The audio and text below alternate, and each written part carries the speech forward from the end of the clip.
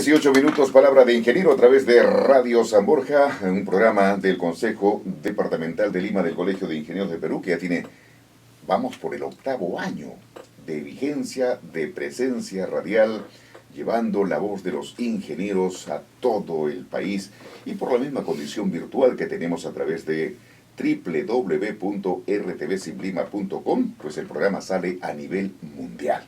Nos ven, nos escuchan en todas partes. Donde hay un ingeniero peruano o un ingeniero en general, pues está ahí el programa Palabra de Ingeniero. Señoras y señores, recibimos en estudio al ingeniero Edgar Ramírez Cadenillas. Él es ingeniero de petróleo, doble MBA, Holanda y Lima, posgrado en Ingeniería del Gas Natural, Italia, Grupo ENI. Y tiene 25 años de experiencia profesional en la industria del petróleo y gas natural. Con él vamos a conversar sobre justamente el gas natural en nuestro país. Ingeniero Ramírez, ¿cómo está? Muy buenos días. Buenos días. Véngase por acá, un poquito más cerca al micrófono. Ok, buenos días. Bueno, se ha cumplido ya 10 años, ¿no? 10 años de Camisea. ¿Y qué factores conspirativos subsisten para una mayor velocidad para la masificación del gas en nuestro país, ¿no? Y que no haya cortes como el que hemos tenido. Véngase más acá. Acérquese, ahí, ahora sí. Bueno, a ver, primero que estamos cumpliendo ya prácticamente 11 años, ¿no? Ya son 11, ya bueno, le quité un año. Desde la puesta en operación comercial de Camisea, que fue en agosto del 2014. Bueno, ya estamos a un mes prácticamente de cumplir 11 años. Bueno, la masificación del gas natural es un tema que se planteó obviamente como una necesidad, teniendo nosotros ya la presencia de Camisea. O sea, fue un plan, digamos, desarrollado por las autoridades, no desde el inicio de Camisea, y no incluso previo a la puesta en operación comercial de Camisea, como debiera ser. Entonces, por ahí, por ejemplo, empiezan algunos errores, y está asociado con un tema, digamos, basado en la matriz energética, basado en un plan energético, y pasa por preguntarnos, o sea, ¿usar gas natural es fundamental para la matriz energética del país o no? A nivel de todos los sectores económicos, a nivel del sector generación eléctrica, industrial, comercial y residencial, ¿no? Y el sector residencial, el uso del sector residencial es el que se vincula con este concepto de masificación de gas natural. Entonces, yo creo que el primer error ha sido esperar tener gas natural en el mercado peruano circulando a través de redes para recién planificar este concepto de masificación de gas natural. ¿Y por qué se dio ese error? ¿Error técnico o error político? Vayamos con uno de los dos, ¿no? Yo creo que básicamente es un tema de... El mercado peruano, en términos bueno, de gas natural y en términos energéticos en general, yo creo que es un mercado todavía muy inmaduro. Es un mercado al que le falta mucho por madurar en términos de conocimiento, no solamente de conocimientos técnicos, sino también comerciales. Usuarios. Exacto. Entonces, eso no solamente pasa acá, pasa en muchos países del mundo, y la decisión por incorporar el uso del gas natural en la matriz energética peruana, en general en la matriz de cualquier país, pasa no por el hecho de que tengas gas natural como reservas importantes dentro de tu país. O sea, independiente de tener gas natural o no, la decisión de masificar el país es una decisión que no tiene nada que ver con el hecho de ser productor importador. O sea, hay muchos países en el mundo que no tienen nada de gas natural, importan y han masificado han masificado, digamos, el uso del gas natural a todo nivel, residencial, comercial, industrial, etc. Claro. Y sobre todo generación eléctrica, ¿no? El vehicular, digamos que mucho menos en los países importadores, porque el gas natural vehicular realmente tiene un competidor fuerte, ¿no? Tiene un competidor fuerte que es, bueno, por un lado en algunos países el GLP y por otro lado obviamente la gasolina. El gas natural vehicular es relativamente costoso por el costo de la conversión propiamente, por los kits de conversión. Pero de nuevo, entonces la masificación es un concepto que prácticamente nace después de que tengamos ya la puesta en operación comercial de Camisea. Entonces es una decisión de tipo estratégico de país. ¿Okay? Es decir, más político. Sí, que tiene que ver con decisiones políticas, que tiene que ver con decisiones de política energética. Lo que pasa es que realmente en el negocio de la energía, cuando hablamos de gas, de petróleo, de energía, hay una separación muy frágil entre la parte técnica y la parte política, lamentablemente, ¿no? Y eso hace que el negocio de la energía sea un negocio complicado, porque los políticos intervienen yo diría, rompiendo esa barrera, ¿no? Y avanzando hacia el terreno netamente técnico, y obviamente se cometen muchos errores. Entonces, pero pasa efectivamente, y eso se resuelve con el hecho de que técnicos conocedores, no solamente de la parte estrictamente técnica, sino conocedores en general del negocio y de los mercados energéticos, participen en las decisiones de política energética, ¿ok? Y bueno, lamentablemente, bueno, yo creo que hay muy poca participación de técnicos especializados, no solamente, como repito, en la parte estrictamente técnica, sino también en la parte comercial y en la parte del conocimiento del mercado del gas natural, que es fundamental. Ingeniero Edgar Ramírez, lo que el público no entiende y nosotros como comunicadores a veces no entendemos lo que era la crisis que se ha dado hace poquito, la ausencia, la escasez de gas, que se le echaba la culpa a oleajes anómalos que había que traer y no podía traerse de Camisea, de Paracas a Liva porque simplemente el barco no podía llegar a la costa, pero sí podía importarse, esos barcos sí podían llegar a algo increíble, ¿no? ¿Qué ocurre? ¿Por qué en vez de cumplir con el mercado interno se vende? Tenemos en esta oportunidad incluso yacimientos que son superiores a Camisea. ¿Qué va a ocurrir con el mercado interno? Creo que usted ya lo adelantó un poquito en su exposición primera. A ver, primero diferenciamos dos cosas que son fundamentales para que conozca la gente, para el público, porque este programa llega al público masivo y hay un tema, digamos, que es fundamental como concepto. Un producto es el GLP, el que nosotros como peruanos hemos usado siempre, convencionalmente. Y la cocina, el balón de gas, que viene a través, gas vehicular también. Que viene efectivamente a través de los recipientes o balones o cilindros de 10 kilos, típicamente de 10 kilos. Ese es un producto, ¿no? Que también le llamamos gas. Usualmente le hemos llamado gas convencionalmente dentro de nuestra cultura, digamos, peruana. Sin embargo, ese es un producto líquido en la práctica. Claro. ¿Okay? En la práctica es un líquido que se conoce como gas licuado de petróleo. Ese es un producto, y otro producto es el gas natural.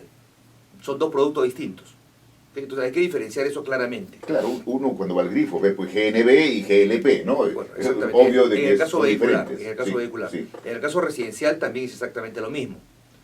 Es exactamente lo mismo. Hay gas natural que llega a las viviendas a través de tuberías. Claro. A través de tuberías de polietileno, básicamente, y llega directamente a los puntos de consumo final, es decir, a la cocina, a la terma, a una secadora, etc. Llega directamente, así como llega el agua a los domicilios, usted abre un caño y tiene el producto final, exactamente igual, de la misma manera llega el gas natural, a diferencia del GLP. Claro, eso es para diferenciar y para que el público que no es técnico, que no es ingeniero, conozca, sepa, porque nos escuchan a través de la radio. Pero ¿por qué vender? En la segunda parte. Entonces, ¿por qué vender cuando nuestro mercado no se cubre? Ok, a ver, después está el otro tema, porque, bueno, digamos, respondiendo a la pregunta que hacía, ¿por qué la escasez, en este caso de GLP, no de gas natural? ¿Ok? Bueno, principalmente de GLP, ¿no? Por el tema de los oleajes anónimos, por el tema de los oleajes anómalos, porque el GLP no se produce en Camisea, el GLP se produce en Pisco. ¿Okay? Claro, es la idea de los GLP barcos se produce que llegan en Pisco, de Pisco a Lima. Exactamente, ¿no? Se cargan en unos barcos gaseros de GLP, y bueno, llegan efectivamente hasta la costa de Lima, bueno, llegan hasta el Callao, fundamentalmente a las tres plantas principales que existen en el Callao, la de Repsol, bueno, la que era de Bopac, que ahora lo tiene Graña Montero, y Zetagas. Llegan hasta ahí. Entonces, efectivamente, hay algunos puertos que no están preparados para poder recibir ante esos eventuales oleajes anómalos, no están preparados para poder recibir a estos barcos. Solamente hay un puerto que está preparado, el que pertenece a Petroperú, que ahora lo tiene, digamos, operando Graña Montero. Es un puerto que tiene características técnicas suficientes, digamos, como para poder recibir, incluso en esos momentos de oleajes anómalos, recibir a los barcos sin ningún problema. Y eso es lo que ha pasado y ha pasado también anteriormente. Sin embargo, es un solo puerto. Ahora, eso se soluciona. Ese es un problema que ya ha sido recurrente en el pasado. Ya ha ocurrido por lo menos en un par de oportunidades. ¿Cómo se soluciona? Bueno, de varias formas. Ahora hay un proyecto para traer directamente GLP desde la planta de fraccionamiento de Pisco hasta Lurín o una zona cercana a Lurín a través de un ducto. ¿Okay? Ese es un proyecto que, bueno, este camino lo tiene por inversión y esperemos que lo saquen adelante. Por inversión demora hoy, mañana y siempre. Bueno, esperemos que lo saquen adelante. Es un proyecto que está pendiente. Pero hay otra forma de solucionar el problema. Entonces, cuando hablamos del GLP, lo que se puede hacer también es potenciar los puertos, o potenciar un puerto fundamental, y a partir de ese puerto, receptor, tender tuberías hacia las otras plantas de almacenamiento de GLP. Porque al final también es un tema de capacidad de almacenamiento. Ese es otro problema. Ese es un tema. Entonces, las 3 plantas de almacenamiento, en conjunto, tendrían suficiente capacidad de almacenamiento para poder suministrar, digamos, a todo el Limbe Callao por lo menos, con holgura durante un periodo de 15 días, que es lo que manda la norma. Sin embargo, cuando hay estos oleajes, solamente te quedas con una planta. Y obviamente esa planta no tiene la capacidad suficiente para poder tener el stock ante eventualidades como esta, ¿no? Y poder manejar estos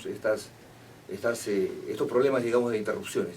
Bueno, ingeniero, y ojalá que tengamos la posibilidad de una mayor tranquilidad en los usuarios, ¿no? GNB, GLP, claro, la población a veces no entiende cuál es cuál, ¿no? Pero lo importante es que no entre en angustia cuando no hay gas. Correcto. No hay gas, ¿no? Ahora, aquí yo quiero decir un tema importante. Sí. Digamos, cuando hablamos de masificación, hablamos básicamente del sector residencial. El sector industrial está prácticamente masificado. Bueno, por lo menos, digamos, donde hay gas. Donde hay gas natural. Cuando hablamos de masificación, hablamos de gas natural fundamentalmente. ¿Okay? Entonces, aquí hay un tema fundamental. El sector industrial está gasificado. O sea, prácticamente no hay industria en el entorno del Limbe Callao que no tenga gas natural.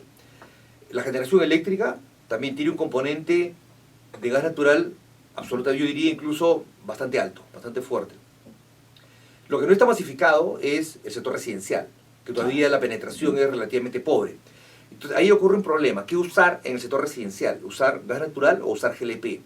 Y esa decisión también pasa por un tema de planificación técnica. Y política. Sí, pero primero es lo técnico. Lo político tiene que estar... Tendría que ser técnico primero, Lo ¿no? político tiene que estar subordinado a lo técnico, porque si lo técnico se subordina a lo político, entonces los resultados van a ser absolutamente catastróficos. Se va a salir cualquier monstruo como resultado. Entonces, ¿qué hacer? Los dos productos, el sector residencial, el gas natural y el GLP, compiten entre sí.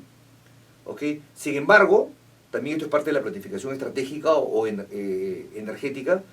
Lo que se debe definir son las zonas donde el desarrollo del gas natural a través de redes es mucho más eficiente y económico que el GLP. ¿Okay? Y esas zonas son fundamentalmente las zonas donde hay mucho más densidad demográfica, es decir, zonas, digamos, con mayor verticalidad, es decir, donde hay mayor concentración urbana, y las zonas donde hay menor concentración urbana. En las zonas donde hay menor concentración urbana, el desarrollo de gas natural se hace más ineficiente por el costo. Exactamente igual que las redes eléctricas, y exactamente igual que las redes eléctricas en las zonas rurales, por ejemplo. Es muy costoso llevar gas natural a una población que está muy dispersa, o a una población cuya densidad es muy baja. Es muy costoso. Entonces, en esas zonas entra el gas natural. Es decir, entonces hay áreas que se pueden definir técnicamente donde se debe privilegiar el uso del gas natural. Pueden haber algunas zonas de superposición, donde ambos productos pueden competir, y otras zonas donde se debe privilegiar el uso del GLP, ¿no? Para no tener los dos productos, digamos, compitiendo de manera casi irracional, generando incluso subsidios para uno y para otro, que también puede ser perverso. Entonces, ese es un tema, por ejemplo, técnico, que no se ha enfocado de manera clara. Entonces, y otra pregunta, por ejemplo, es ese proyecto de GLP que se está haciendo para traer GLP a Lima y Callao. Se está haciendo, obviamente, con la idea de que el GLP va a ser un componente importante dentro del Lima y Callao en el futuro, porque un ducto se hace para 30, 50 años, claro. No se hace para un periodo de corto plazo. Entonces, eso es lo que hay que preguntarnos. ¿Realmente el GLP va a seguir siendo un componente importante en el futuro de la matriz energética del Lima y Callao? ¿O va a ir minimizándose su uso con el tiempo, siendo desplazado por el gas natural? Si va a ser así, entonces el uso de esa infraestructura proyectada de GLP podría quedar ociosa en el futuro. Perder mucho dinero. Ingeniero Edgar Ramírez, gracias por estar con nosotros en Palabra de Ingeniero. Y muy ilustrada su información, indudablemente para que nuestros oyentes también tengan conocimiento y sepan, pero lo fundamental, que no tengamos escasez. Gracias, ingeniero Ramírez. Ok, a ustedes. Muchas gracias. Vamos a una pausa. 8 de la mañana con 33 minutos. Palabra de